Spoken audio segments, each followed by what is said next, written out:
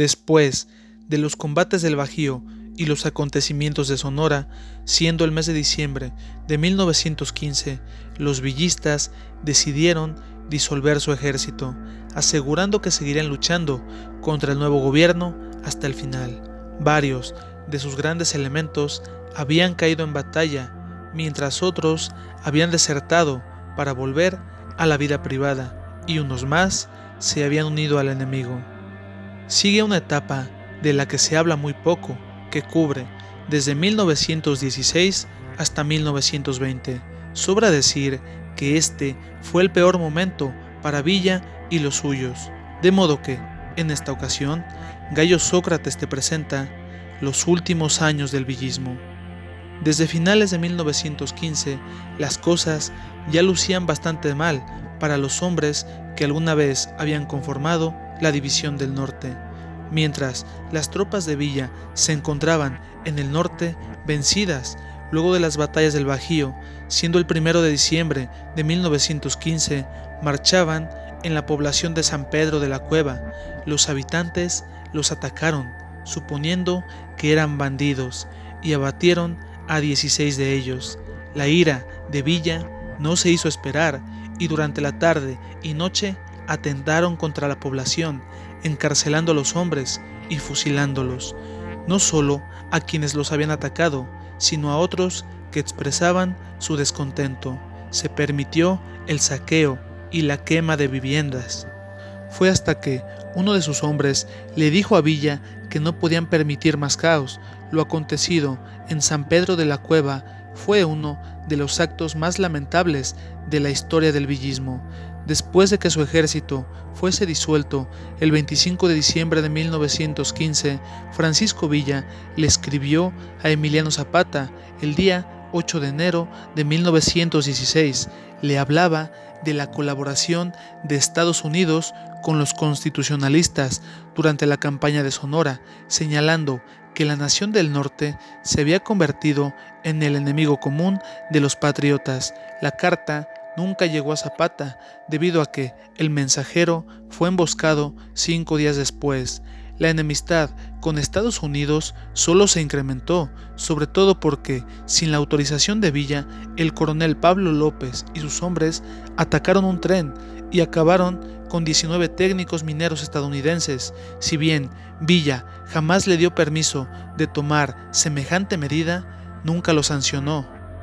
Llegó la madrugada del 9 de marzo de 1916 y Villa dio la indicación de que sus hombres cruzaran la frontera, llegando a Columbus, mientras el Centauro se quedaba a las afueras junto a un centenar de hombres cuidando los caballos. Cerca de las 4:30 de la madrugada, mientras gritaban «¡Viva Villa! ¡Viva México!», dio inicio el ataque. Buena parte de los atacantes buscaban a un comerciante que había estafado a Villa, mientras otros invadían el cuartel del 13º Batallón. 2 horas duró el ataque. Mientras los villistas se marchaban a sus espaldas, el pueblo se encontraba en llamas. Los motivos del ataque se debieron a que Villa tenía la idea de que don Venustiano había pactado con Estados Unidos. Si bien se equivocaba, sus motivos para suponerlo eran válidos, sobre todo porque el gobierno norteamericano había aceptado el gobierno del coahuilense, sin olvidar que un conflicto entre ambos gobiernos podría generar un sentimiento nacionalista que llevaría al villismo a ser considerado nuevamente como una alternativa nacional. Mientras que, al otro lado de la frontera, Wilson, el presidente estadounidense, sabía que no podía darse el lujo de entrar en un conflicto con México, debido a que se estaba preparando para combatir en Alemania, de modo que al día siguiente del ataque a Columbus decidió enviar una tropa con la misión de capturar a Pancho Villa. Llegó el 15 de marzo y la expedición punitiva, al mando del general Pershing, entró a México. Días antes, el propio Pershing había asegurado que acabaría con Pancho Villa y si no lo hacía, simplemente lo capturaría y lo llevaría enjaulado a Estados Unidos, como si se tratara de una atracción de feria. Cerca de 4.800 hombres lo acompañaban. Sin embargo, habló demasiado pronto y no fue tan fácil dar con su objetivo. Francisco Villa tenía otros planes bastante ajenos a la cuestión de los invasores. Siendo el 26 de marzo, junto a sus hombres, se acercó al pueblo de San Isidro, donde se encontraba un general federal llamado Marcial Cavazos, que en el pasado había formado parte de la División del Norte. Celebraba su cumpleaños, acompañado de sus tropas. Villa envió 3 columnas el día 27 de marzo, logrando que se pusieran en fuga. Durante el enfrentamiento, Villa fue herido en la parte baja de la pierna. La bala le astilló el hueso y se quedó incrustada. Desde entonces se encontró en las peores condiciones, debido a que no podía montar a caballo y la herida le generaba grandes malestares. Debía desaparecer, motivo por el que, entre el 1 y el 2 de abril, decidió ocultarse en la cueva del Coscomate, acompañado solo por 4 hombres, mientras dio la orden a otros compañeros de difundir información falsa sobre su ubicación y situaciones. Desde ese momento, sus hombres comenzaron a decir que Villa no existía más, o bien que se encontraba encarcelado o atrincherado en distintas poblaciones. Los miembros de la expedición punitiva inclusive llegaron a encontrar varias tumbas falsas donde se suponía descansaba el hombre a quien buscaban. Ni siquiera con sus aeroplanos tenían la menor idea de dónde podían encontrarlo. Frustrados, los hombres de Pershing comenzaron a desquitarse con la población, de modo que los propios soldados federales los combatieron en más de una ocasión y los hicieron escapar, mientras que otros lugareños los expulsaban a base de pedradas. Llegó el verano de 1916 y Estados Unidos no podía seguir manteniéndose al margen de los sucesos en Europa, mientras Villa salía de su escondite el 1 de julio. Llegó a Chihuahua, donde le extrajeron la bala. Sin embargo, los dolores, la fiebre y la infección no cedían tan fácilmente. 20 días le llevó tomar la ciudad, liderando a 4,000 hombres, marchando hacia Durango y La Laguna, de modo que el gobierno envió al general Francisco Murguía a combatir a los villistas. Se desataron los combates más amargos y complicados. De hecho, los enfrentamientos entre Villa y Murguía fueron la etapa más caótica en el norte del país. Francisco Murguía era un general valiente, lo mismo que despiadado.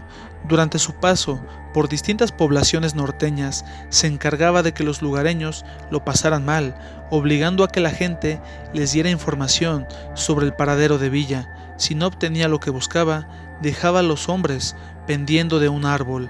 Más de una ocasión, los villistas sorprendieron a los federales, despojándolos de pertrechos militares y trenes, sin omitir que exigían impuestos forzosos a las personas adineradas de la zona para el alimento y otras necesidades de los hombres que conformaban sus filas. Mientras Villa y su gente ocupaban una ciudad, no pasaba mucho para que Murguía y los suyos la tomaran de nueva cuenta.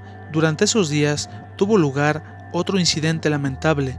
Las tropas de Doroteo Arango abandonaban Chihuahua y un grupo de soldaderas leales a los federales se encontraban en la estación. De ese grupo, una de ellas disparó contra Pancho, acabando en su lugar con su asistente, que marchaba a su lado. Villa autorizó que acabaran con todo el grupo sin ninguna consideración.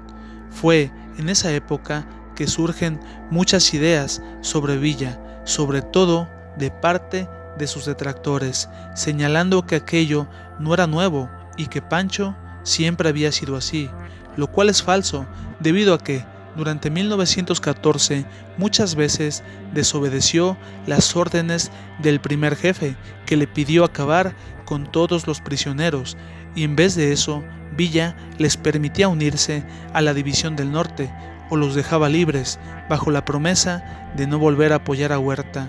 La etapa de 1917 a 1920 es la más difícil de su historia, debido a que ya no contaba con el apoyo social y era un hombre fuera de la ley. La mejor prueba de ello es que el gobernador de Chihuahua ofreció la cantidad de 100,000 pesos por su captura. Ya era imposible volver a conformar un verdadero ejército como el de 1913 y 1914. La división del norte había quedado en el olvido y para muchos solo se trataba del hombre que encabezaba un grupo de bandoleros, más que una oposición al gobierno, sin olvidar que muchos de los actos de los que se acusa a Villa fueron causados por sus hombres, muchas veces sin su autorización. Mientras esto sucedía, se instaló una comisión negociadora entre los gobiernos de México y Estados Unidos, intentando solucionar el asunto de la intervención. Los últimos días de 1916, don Venustiano declaró que cualquier negociación se llevaría a cabo siempre y cuando se marchara la expedición punitiva. Sin muchas opciones, Wilson ordenó que los hombres de Pershing dejaran México el día 28 de enero de 1917. Sobre este tema surgen muchas dudas. De lo que se habla poco es que don Venustiano, a pesar de su historia, siempre estuvo en contra de la intervención, sobre todo porque aquello dejaba muy mal parado a su gobierno, mientras que las tropas de Pershing solo vinieron a perder el tiempo, de modo que se justificaron diciendo que aquella expedición había sido simplemente un pequeño entrenamiento para la campaña que comenzaría en Europa. Descontento, el presidente Wilson estableció un bloqueo de comercio de insumos militares contra México, sin dejar de lado que impuso varias sanciones comerciales. Su descontento fue mayor cuando, con la promulgación de la Constitución de febrero de 1917, la soberanía nacional fue uno de los grandes preceptos. La cuestión del bloqueo ocasionó que el gobierno no pudiera combatir a sus adversarios, de los que destacaban Francisco Villa y Emiliano Zapata. Sin embargo, los dos caudillos tampoco estaban en las mejores condiciones, motivo por el que ambos se dedicaron a librar escaramuzas y combates aislados. Durante ese año, el Centauro y los suyos llegaron hasta los límites de Zacatecas con Jalisco, con la intención de sorprender al presidente en Chapultepec y capturarlo. Sobra decir que dicha operación no tuvo ningún éxito. Llegó el año de 1918 y las cosas simplemente empeoraron. Los villistas seguían en fuga y sobrevivían como les era posible. A pesar de eso, lograron que Murguía dejara Chihuahua en el mes de febrero. Ya para mediados de año se enfrentó a varios de sus antiguos compañeros que en ese entonces no solo habían aceptado la amnistía, sino que se unieron a los federales y aprovecharon su conocimiento de la geografía del norte para comprometer la situación de los villistas. No solo Villa estaba en crisis, sino todo el país, debido a una problemática de salud que tuvo lugar a finales de año, lo que generó que los embates en contra de sus tropas se viesen considerablemente disminuidos. Felipe Ángeles volvió a México durante 1919, se encontró con Villa y propuso una alianza liberal para que todos los opositores a don Venustiano le hicieran frente. Lamentablemente, Villa sabía que el gobierno del Barón de Cuatro Ciénegas ya se había consolidado y tal cosa no sería posible. Felipe Ángeles notó que Villa se había convertido en un hombre mucho más desconfiado y en nada se parecía al general que conoció años atrás, de manera que se separó de él al poco tiempo, desde luego en los mejores términos. Durante su marcha, Felipe fue traicionado por uno de sus escoltas y entregado al gobierno para que le juzgara y condenara, siendo consumada la sentencia durante noviembre de 1919. Meses después, ya en 1920, llegaron al campamento de los villistas noticias sobre el plan de Agua Prieta, mediante el cual el gobernador de Sonora, Adolfo de la Huerta, desconocía a don Venustiano como presidente, debido a que buscaba imponer a un candidato a la presidencia para manipularlo a su gusto. Villa se movilizó y envió mensajeros tanto a Adolfo de la Huerta como a Plutarco Elías Calles. Su intención era sumarse al movimiento en contra del antiguo primer jefe. Le indicaron que debía contactar a Eugenio Martínez, el hombre que lideraba el movimiento en Chihuahua. No logró entablar comunicación debido a que don Venustiano dejó este mundo el 21 de mayo de 1920. Los sonorenses que conformaban el nuevo gobierno tenían la intención de pacificar al país a la brevedad, a diferencia del antiguo presidente que jamás pensó en negociaciones. Villa, por su parte, declaró que su único fin era combatir a don Venustiano. Sin él ya no tenía sentido la lucha. El presidente interino, Adolfo de la Huerta, envió a varios mensajeros a negociar con Villa, siendo el 28 de julio el día en el que Pancho finalmente firmó un acta en la que se comprometía a abandonar la lucha y marcharse a la vida privada. Se le entregó la hacienda de Canutillo, donde podía disponer de una escolta de 50 hombres pagados por el gobierno, mientras que sus otros soldados podían unirse al ejército conservando su grado militar o bien dedicarse a lo que mejor les pareciera. Los villistas finalmente se incorporaban de nueva cuenta a la sociedad. Durante sus años en Canutillo se vivió un periodo de paz y de buena comunicación con Álvaro Obregón, el nuevo presidente. La hacienda se convirtió en un experimento social donde se vivía de los cultivos, el comercio e incluso se fundó una escuela llamada Felipe Ángeles. Del fin de Pancho Villa no hablaremos, debido a que ya tenemos un video donde explicamos con detalle lo que sucedió exactamente y quiénes fueron los implicados. Simplemente diremos que viejas deudas del pasado se convirtieron en una conspiración que sería consumada la mañana del 20 de julio de 1923. Solo podemos decir que es así como termina la historia de un grupo de personas que surgieron de distintos sectores de la población, grandes simpatizantes del maderismo y con una voluntad que les permitió construir uno de los mayores ejércitos de Latinoamérica, de un grupo de individuos que creyeron en la buena voluntad de la clase política y fueron defraudados, llegando a ser considerados hombres fuera de la ley. Son muchas las cosas positivas y negativas que pueden decirse de los villistas. Sin embargo, sus historias no pueden dejar indiferentes ni a quienes los admiran ni a sus detractores. Fue esta no la historia de Pancho Villa, sino del villismo. De ese modo, llegamos al final de este video. Si te gustó, danos un like y suscríbete para más trabajos. Gracias.